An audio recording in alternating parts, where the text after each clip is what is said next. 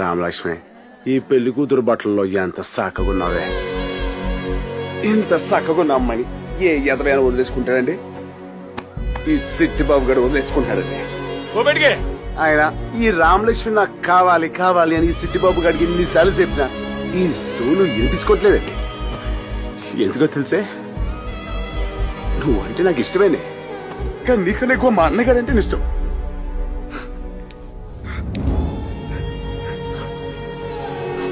నన్నేం చేయమంటావే? ఇప్పుడు కూడా ఎందుకు ఎడుతున్నావు తెలుసా? నువ్వు పెళ్లి బట్టలు కూర్చున్నావని కాదు, మా అన్నయ్య గారి ఇంట్లో ఇలా కత్తి పెట్టేస్తుంది చచ్చిపోతానన్నాడు.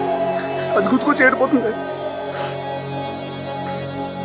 కానీ ఒకటే బాధే, మా అన్నయ్య కోసం నిన్నే వదిలేసుకున్నాను కదేంటి, మరి నా కోసం నీ బాబుని వదులుకోలేవా? ఇప్పుడు చెప్తాను.